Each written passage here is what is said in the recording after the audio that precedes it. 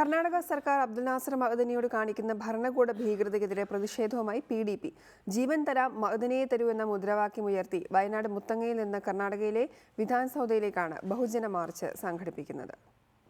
കർണാടക ഭരണകൂടം മഅ്ദനിയോട് കാണിക്കുന്ന ഭരണഭീകരതയ്ക്കെതിരെയാണ് PDP ബഹുജന മാർച്ച് സംഘടിപ്പിക്കുന്നത്.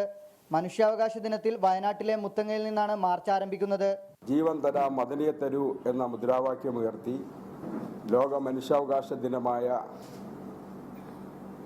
ഡിസംബർ മാസം 10-ാം തീയതി രാവിലെ 10 മണിക്ക് സംസ്ഥാനത്തൊട്ടാകെ നിന്ന് PDP പ്രവർത്തകരും അനുഭാവികളും വിധാൻ സൗദയിലേക്ക് മാർച്ച് നടത്തുകയാണ്.